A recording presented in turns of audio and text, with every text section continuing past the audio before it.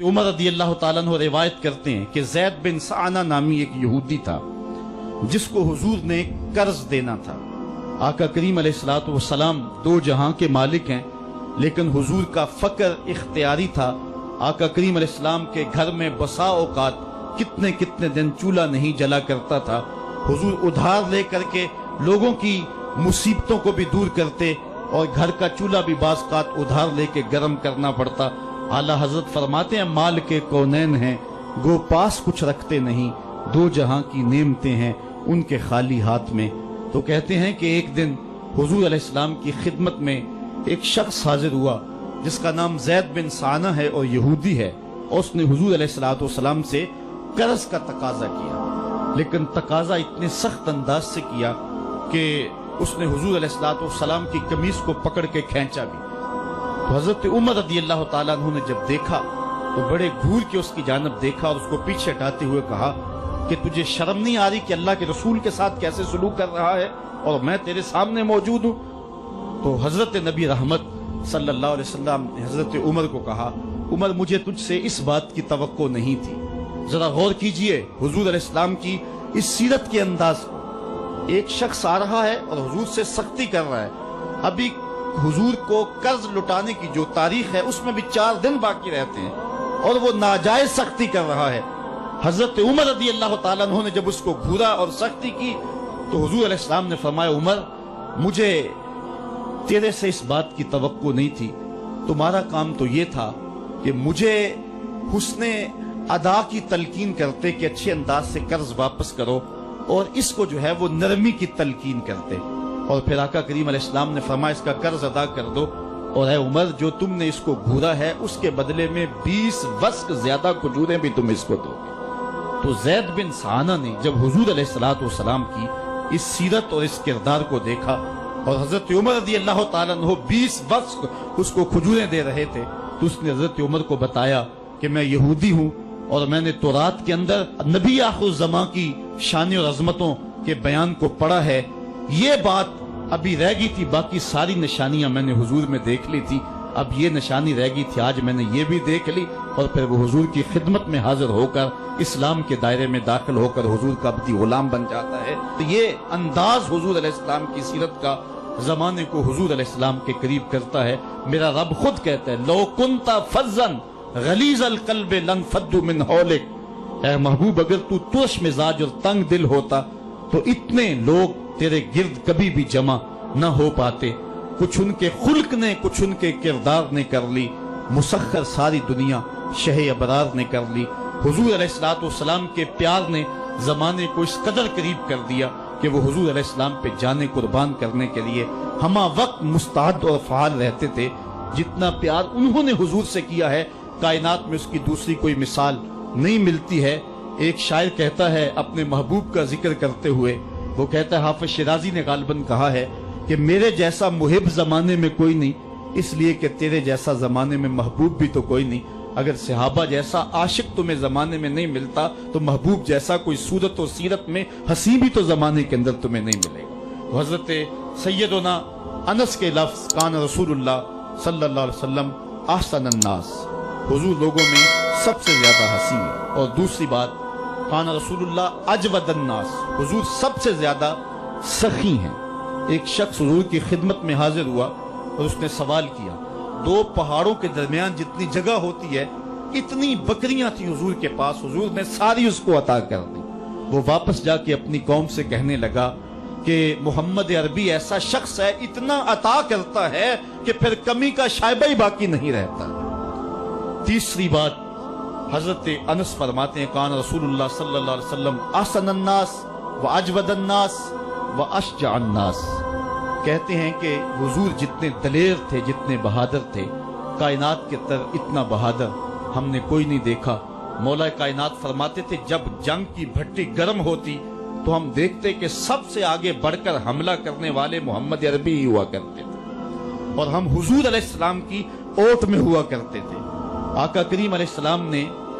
اپنی زندگی میں اپنی تلوار سے اور اپنے نیزے سے جو ہے وہ کسی کو قتل نہیں کیا ہے، صرف ابی بن خلف وہ بد نصیب شخص تھا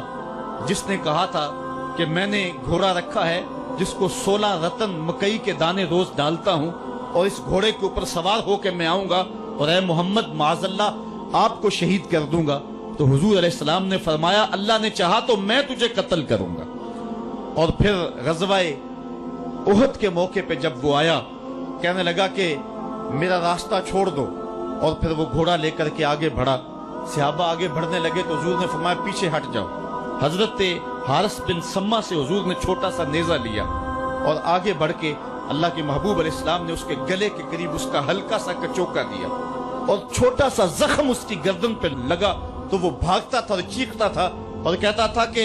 قاتلنی محمد، محمد نے مجھے قتل کر دیا ہے۔ لشکر والوں نے کہا ابی بن خلف عجیب بات ہے، ایک چھوٹا سا زخم ہے اور تو اتنا شور ڈال رہا ہے۔ اس نے کہا تم نہیں جانتے ہو کہ مجھے کتنی اس کی تکلیف ہو رہی ہے، اگر میری اس تکلیف کو پورے لشکر میں بانٹ دیا جائے تو سارا لشکر مر جائے، جو تکلیف مجھے محمد کی اس ضرب سے پہنچی ہے۔ اس نے کہا مجھے محمد نے کہا تھا کہ تجھے میں قتل کروں گا، اس نے تو پھر مجھے نیزہ مارا ہے، مجھے یقین ہے کہ اگر وہ میری جانب غصے سے تھوک بھی دیتا میں پھر بھی نہ بچ سکتا۔ تو یہ حضور علیہ السلام کی جو ہے وہ دلیری اور بہادری کے قصے ہیں کہ آقا کریم علیہ السلام کی ضرب کو کون برداشت کرے، ایک معمولی خراش برداشت نہ کر سکا اور نارے جہنم میں جہنم کا وہ کتا جا پہنچا۔ تو آقا کریم علیہ السلام کی سیرت کے اس عنوان کو حضرت انس نے کتنے خوبصورت انداز میں بیان کیا۔ کان رسول اللہ صلی اللہ علیہ وسلم احسن الناس و اجود الناس و اشجع الناس، لوگوں میں سب سے دلیر بھی حضور، سب سے سخی بھی حضور اور سب سے صورت و سیرت میں حسین بھی حضور۔ حضرت نبی رحمت صلی اللہ علیہ وسلم غزوہ حنین کے موقع پہ آپ دیکھیں سفید خچر کے اوپر سوار ہیں اور ایک پہاڑی درے میں کافر گھات لگائے بیٹھے تھے۔ جب اچانک انہوں نے تیر اندازی کی تو لشکر اسلام میں بھگدڑ مچ گئی۔ اس وقت حضور تھے جو خچر کو آگے بڑھا رہے تھے، حضرت عباس رضی اللہ تعالیٰ عنہ رکاب تھامے تھے اور آقا کریم کہہ رہے تھے انا نبی لا کذب انا ابن عبد المطلب، میں نبی ہوں اس میں کوئی جھوٹ نہیں، میں عبد المطلب کا بیٹا ہوں۔ تو حضور علیہ السلام کا یہ انداز کہ جب میدان کے اندر بھگدڑ مچی ہے تو سب سے آگے بڑھ کر کے کفار پر حملہ کرنے والے سفید خچر کے اوپر مصطفیٰ ہیں۔ علماء نے حضور کی بہادری کے اس قصے کو بیان کرتے ہوئے فرمایا جنگوں میں خچر کا سفید ہونا، ایک تو خچر کا ہونا بہادری پہ دلیل ہے اس لیے کہ گھوڑے رکھے جاتے ہیں کہ بھاگنا آسان ہو، اور دوسرا مٹیالے رنگ کے جو ہیں وہ جانوروں کی سواری کی جاتی ہے، یہ فوج کی وردی کا رنگ مٹیالہ، اس کی حکمت بھی یہ ہے۔ لیکن آقا کریم علیہ السلام سفید خچر پہ جو ہے وہ سوار تھے۔ حضور اتنے شجاع تھے، اتنے بہادر تھے، میدان میں بھاگنے کے لیے نہیں آتے تھے بلکہ حضور کفر کے چھکے چھڑانے کے لیے میدان میں داخل ہوا کرتے تھے۔ آقا کریم علیہ السلام کی سیرت کا وہ کون سا پہلو ہے اور وہ کون سا رنگ ہے جس نے معاشرے کو روشنی اور معاشرے کو اجالا نہیں دیا؟ آج میرے اور آپ کے آقا و مولا کی یہ سیرت ہمیں حضور علیہ السلام کی محبت کا حقدار بنائے گی۔ حضور اس دنیا کے اوپر مکارم اخلاق کی تکمیل کے لیے جلوہ گر ہوئے اور قرآن آپ کے خلق کی گواہی ہے، اس لیے حضور کی سیرت کو اپنانے کا تقاضا یقیناً آج کی اس بابرکت محفل میں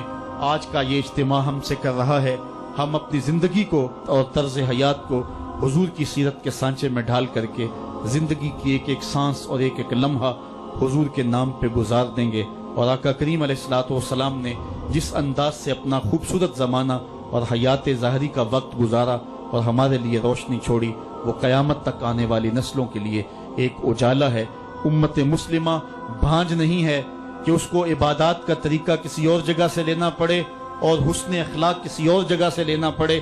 اس کو قوانین کسی اور جگہ سے لینے پڑیں اور ان کو جو ہے وہ اپنی عائلی زندگی کا نظام کسی اور جگہ سے لینا پڑے۔ ہماری زندگی کے سارے نمونے مصطفیٰ کریم کی ذات میں موجود ہیں۔ میرے رب نے کہا لَقَدْ كَانَ لَكُمْ فِي رَسُولِ اللَّهِ أُسْوَةٌ حَسَنَةٌ، حضور کی زندگی تمہارے لیے بہترین نمونہ ہے۔ اللہ حضور کی زندگی کا نور ہمارے من میں اتار دے، ہمارے باطن کو حرارت اور نور اور اجلا پن نصیب کرے۔ کار ما آخر شدو آخر ز ما کار نشد، مشت خاک ما غبارے، کوچہ یار نشد و آخر دعوانا